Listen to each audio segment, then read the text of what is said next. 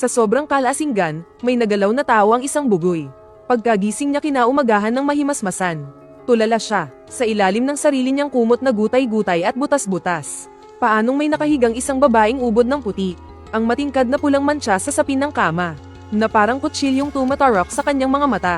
Biglang sumabog ang utak niya. Nagunahan na parang alon ang mga putol-putol niyang alaala mula kagabi. Ang biglaang matinding sakit na ito, ang naging dahilan para hindi niya mapigil ang mapadaing. Ito ang gumising sa babaeng edukada sa tabi niya. Sa sandaling nagtama ang kanilang mga mata, pilit niyang inalala ang impormasyon tungkol sa babae. Lin Xiaoxiao, ang campus news, at siya rin ang pinagkakautangan ko. Diyos ko, nagalaw ko ang pinagkakautangan ko. Nang maisip ito, napanginig si Xiaobay. Bigla ring napabangon ang katabi niyang si Lin Xiaoxiao. Hinablat niya ang kumot, at mahigpit na itinakip sa kanyang dibdib. Bamuka ang bibig at akmang sisiga. Miss Lin, nakikiusap ako sa'yo. Huwag na huwag kang sisiga. Kitang-kita sa mga mata niya ang matinding takot, habang natatarantang lumilingon-lingon sa paligid. Kahit hindi siya nabuhay sa panahong ito, alam na alam niya ang mga patakaran dito. Ang pagdungis sa puri ng isang babae ay katumbas ng pagkaladkad sa'yo para barilin. Ineng, parang awa mo na. Pwede bang huwag ka munang sumigaw? Pangako, hindi kita sasaktan. Maipapaliwanag ko to. Ayaw mo rin namang may makakita sa atin na ganito ang sitwasyon nating dalawa, di ba? Kung pumapayag ka, kagatin mo ng bahagya ang kamay ko. Nakita ng babae na matagal na siyang nagpupumiglas, pero hindi pa rin siya makawala, kaya itinigil na niya ang paglaban sa kamay nito. Pagkatapos ay marahan niyang kinagat ang palad ng lalaki. Bilang tanda ng pagsang-ayon, bibitawan na kita. Huwag na huwag kang sisigaw. Subukan mo lang sumigaw. Papatayin kita ngayon din. Inihanda na ni Xiaobay ang sarili niya sa pinakamalalang posibleng mangyari. Dahan-dahan niyang binitawan ang pagkakahawak sa kanya. At gaya ng inaasahan, hindi na nga sumigaw ang babae. Pero matalim ang mga mata nitong nakatitig sa kanya. Kinilabutan si Xiaozi sa mga titig nito. Sorry, sobra ang nainom ko kagabi. Hindi ko talaga alam na bigla ka palang darating sa bahay ko. Nakita ko lang kasi na sobrang ganda mo. Hindi ko napigilan ang sarili ko. Sa pagkakataong ito, medyo malinaw na ang isip niya. At malabo niyang naalala ang ilang tagpo mula kagabi. Lumalabas na itong si Xiaozi ay nag-time travel mula sa hinaharap papunta sa taong 1977. Ang orihinal na may-ari ng katawan ay hindi lang ulila sa mga magulang. Tamad din siya, matako, at mahilig magsugal. Baon na baon siya sa utang. Sa huli, naglasing siya ng todo. At namatay sa loob ng sira-sirang bahay na ito na tagusan ng hangin. Dahil doon, sinwerte itong si Xiaozi na galing sa ibang panahon. Kaso, kalilipat niya pa lang sa katawang ito. Lasing din siya at walang malay. Xiaobay at sakto namang dumating si Lin Xiaoxiao para maningil ng utang. Kailan mo babayaran ang utang mo sa akin? Sakto namang dumating si Lin Xiaoxiao para maningil ng utang. Kailan mo babayaran ang utang mo sa akin? Ang naging resulta ay pilit na iwinasiwas ni Xiaozi ang kanyang ulo.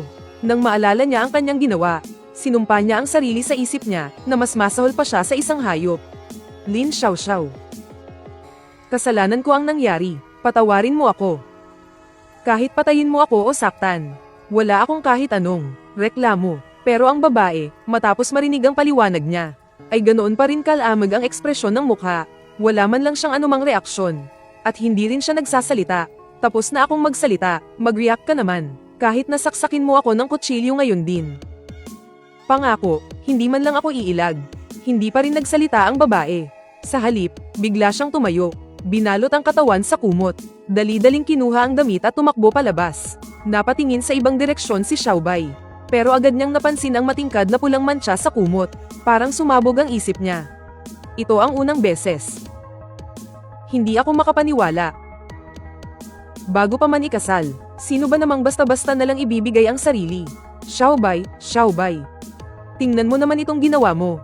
Samantala, nakapagbihis na si Lin Xiaoxiao. At tuliro siyang pumasok sa compound ng mga kabataan. Kapasok pa lang niya sa pinto, ay nakarinig na siya ng sarkastikong pang-aasar. Aba, tingnan niyo nga naman. Ang ating campus queen, sa wakas ay nagabalang umuwi. Hindi siya pinansin ni Lin Xiaoxiao. Nagmamadali siyang pumasok sa kanyang kwarto. At padubog na isinara at nilock ang pinto. Bigla na lang siyang napalumpasay sa sahig. At bumuhos ang kanyang mga luha. Ha. Magdamag hindi umuwi. Baka naman may tinagpo ang mangingibig, no? Ang matinis at mapanuyang boses ng babae ay gumising sa iba pang mga babaeng kasamahan nila na natutulog pa. Kaya napalabas sila. Liu Ruyan, ang aga-aga, ano bang pinagsasasabi mo? Oo nga, may trabaho pa tayo mamaya. Gusto ko pa sanang matulog ng kaunti. Nagising kaming lahat dahil sa'yo. Nakakainis, yung babaeng nagngangalang Liu Ruyan. Nang makitang maraming lumabas, ay biglang ginanahan. Hindi nyo pa ba alam? Ang ating campus queen, kagabi pa umalis at kara-rating lang. Ewan ko lang kung kanino siya nakitulog kagabi. Haha, baka naman nakahanap na ng boyfriend. Nagpapakasarap sa labas, masarap ang kain, masarap ang tulog. Kaya minamata na niya itong bulok nating lugar. Ang mga babae, kanina'y antok na antok pa. Pero nang marinig yun, biglang nagningning ang kanilang mga mata. Isa-isang nagpakita ng ekspresyon na handa nang makisawsaw sa chismis. Liu Ruyan, sobra ka na. Lahat naman tayo ay galing sa iisang paaralan. Hindi na kailangang umabot pa sa ganito. Kung ano man ang ginagawa ni Xiao Xiao, personal na buhay niya yon. Huwag mo siyang laging pag-initan para lang hanapan ng mali. Tumahimik na rin siya. Pagkatapos, ang babaeng nagtanggol kay Lin Xiao Xiao ay lumapit sa pinto ng kwarto niya. Mahina siyang nagtanong sa kung sino mang nasa loob. Xiao Xiao, ako to. Xiao Yu, tama ang sinabi niya. Ano bang marumi sa akin?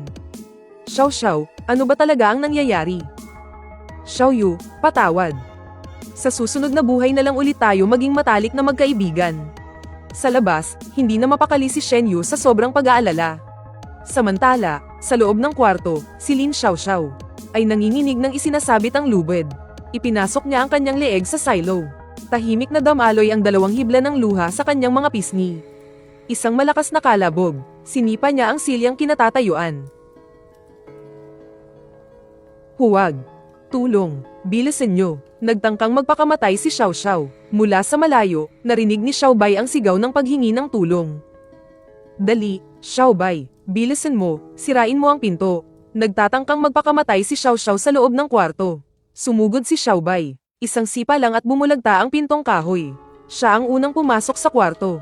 Nakita niya si Lin Xiao Xiao na nakabitin sa biga ng kisame. Nanlamig ang buo niyang katawan na parabang nahulog sa nagyayelong tubig. Hindi na siya nag-atubili pa. Mabilis niyang hinawakan ang dalawang binti ni Lin Xiao Xiao. At buong lakas siyang itinaas. At sa ganoong paraan niya nailigtas ang dalaga. Niyakap niya ito ng mahigpit. Nahirapan lang huminga si Lin Xiao Xiao. Tumingin siya rito ng may nanlalabong mga mata. Pagkatapos ay tumingin sa grupo ng mga babae sa paligid. Bigla na lang bumuhos ang kanyang mga luha. Hayop ka. Hindi pa ba sapat ang pagpapahamak mo sa akin? Hayaan mo na akong mamatay. Pilit siyang nagpumiglas. Gusto niyang kumawala mula sa mga braso ni Xiao Bai. Pero lalo lang hinigpitan ni Xiao Bai ang yakap sa kanya. Bitawan mo ko. Kung may dapat mamatay, ako yun. Ako ang nagkamali, hindi naman ikaw. Bakit mo sasayangin ang buhay mo? Ang mga kababaihang intelektual sa paligid ay nanlalaki ang mga mata. Sa ganitong sitwasyon, sino ba naman ang hindi makakaalam kung anong nangyayari? Sa sandaling iyon, may narinig na namang sigawan sa labas. Nandito na ang hepe ng nayon. Kusang nagbigay daan ang mga tao. Isang lalaking payat ang pangangatawan. Pero matalas ang tingin na matanda. Ang pumasok kasama ang ilang tao. Habang nakatingin sa hepe ng nayon na si Li Demeng, na pinalilibutan ng mga tao. Bumalik ang mga alaala ng dating katauhan ni Xiao Bai. Ang Li Demeng na ito ay ang hepe ng nayon. At isa ring respetadong veterano. Anong nangyayari? Hepe, ako po ang may kasalanan sa nangyari. Pero masyado pong maraming tao dito. Hindi ko po masabi ng maayos. Pumunta na lang po tayo sa bulwagang pambarangay. Doon ko po ipapaliwanag ang lahat. Bibigyan ko rin siya ng kasagutan. Kumunat ang noo ni Li Demeng. Tiningnan niya ulit si Lin Xiao Shui na nakasandal sa braso ni Xiao Bai. Sumunod kayo sa akin. Pagkatapos, binuhat ni Xiao Bai si Lin Xiao Xiao at sumunod sa likod ng hepe. Bitawan mo ko. Ibaba mo ko. Sa kalagayan mo, hindi ka rin makakalakad ng maayos. Huwag mong pansinin ang sasabihin ng iba. Mamaya, sisiguraduhin kong bibigyan kita ng kasagutan. Huwag ka lang ulit magtangkang magpakamatay. Lahat ng gusto mo, gagawin ko. Kahit ang mamatay ako, papayag ako. Si Lin Xiao Xiao ay isang estudyanteng kagagraduate lang. Kailan ba siya nakarinig ng ganito kadiretso at nag-aalab na mga salita? Namula siya mula sa tenga hanggang sa kanyang mga pisngi.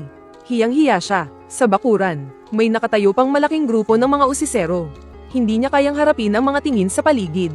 Kaya isinubsob na lang niya ang buong ulo sa dibdib ni Xiaozi. At sa ganoong ayos sila nakarating sa bulwagan ng baryo. Ay ho, magsalita ka. Ano ba talaga ang nangyari? Tatang, kahapon po, nalasing ako. Nagkataon pong pumunta si Binibining Lin sa bahay para maningil ng utang. Tapos po tinamaan ako ng alak. At, ang kalokohang ginawa ni Xiaobai noong nakaraang gabi dahil sa kalasingan. Isinalaysay niya ang lahat ng walang labis, walang kulang. Nakatayo si Lin Xiaoxiao sa tabi niya. At para siyang gustong lumunin na lang ng lupa sa sobrang hiya. Ikaw walang hiya ka. Tatang, papakasalan ko po siya. Paano siya naging ganito kakapal ang mukha? Nanamantala na nga, tapos gusto pa talaga niya akong pakasalan. Pero may nangyari na sa amin.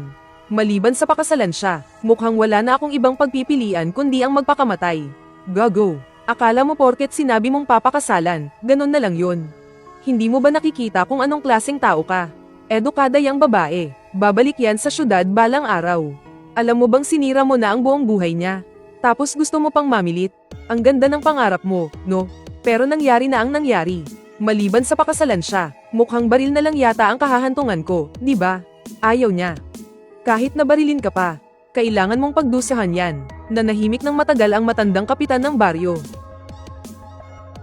Sa sitwasyon ngayon, kahit hindi na ito ipagkalat, tiyak na mahuhulaan na rin ng karamihan sa baryo kung anong nangyari. Ang buhay o kamatayan ni Xiaozi ay nakasalalay na lang sa magiging desisyon ng babaeng ito. Ineng, kasalanan to lahat ng gagawang to. Sabihin mo kung ano ang gusto mong mangyari. Mamatay o magpanggap na walang nangyari. Ikaw ang masusunod. Lolo Lee, ayoko po, ayoko. Lagot na. P***tech, kara-rating ko lang dito. Ganito na lang ba ako mamamatay? Diyos ko, pinaglalaroan mo ba ako? Sa panahong ito na simple at konserbatibo ang mga tao. Ang mga bastos ay talagang binabaril. Kapag nawalan ng puri ang isang babae, hindi rin siya makakaiwas na masisi. Ang pinakamagandang solusyon ay ang magpakasal. Kaya hiningi na lang ng village chief ang opinyon ni Lin Xiaoxiao. Pero ang sumunod na sinabi ni Lin Xiaoxiao ay talagang gamulat kay Xiaobai. Lolo Lee, ayokong makita siyang mamatay. At kahit na mamatay pa siya, ang pangyayaring ito ay hindi na maaaring ituring na parang walang nangyari. Kung ayaw mong mamatay siya, ang tanging magagawa mo ay tiisin na pakasalan siya. Talaga bang payag ka? Nagpakita ng pag-aalinlangan ang magandang mukha ni Lin Xiaoxiao. Narinig na niya noon ang mga chismis tungkol kay Xiaobai.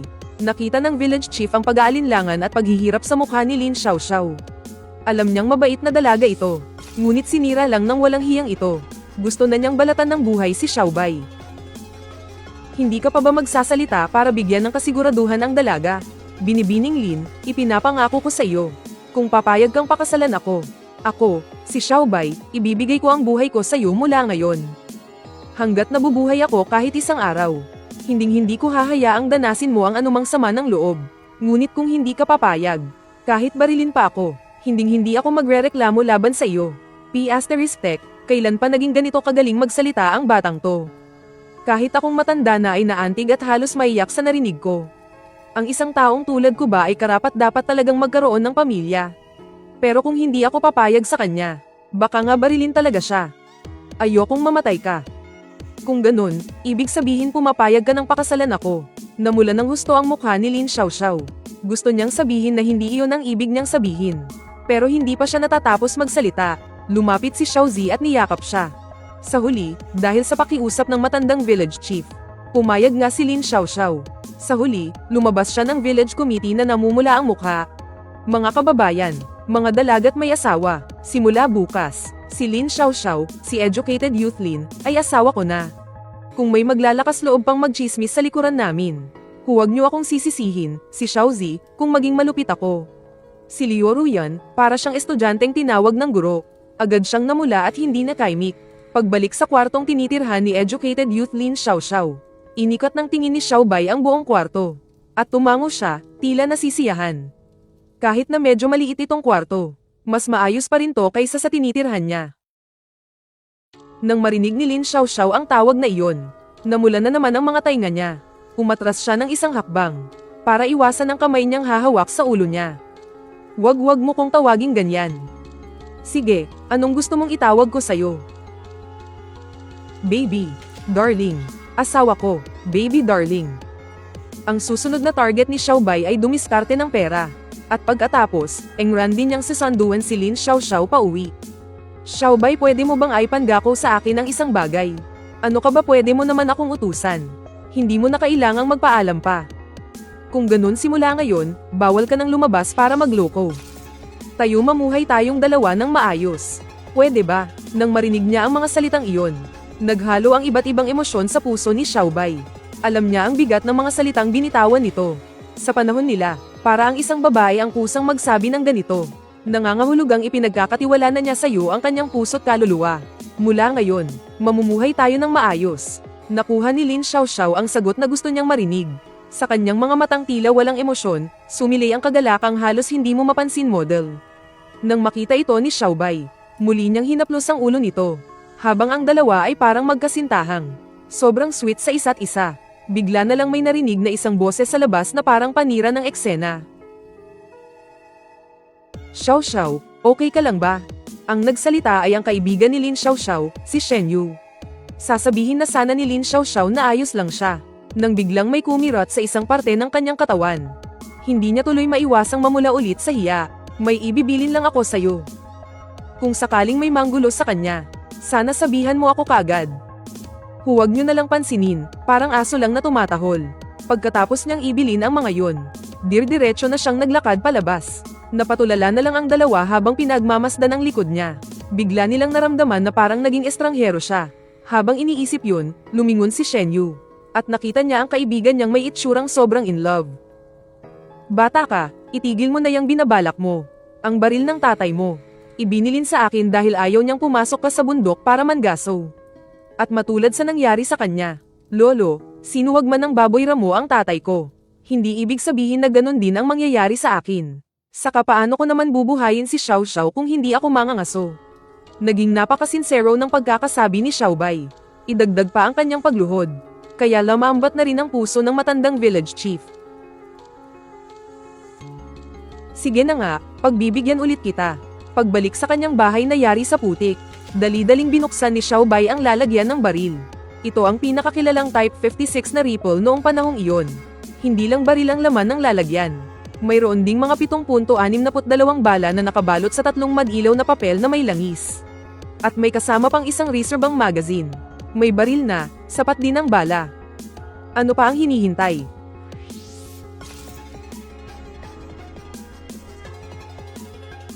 Sino yan?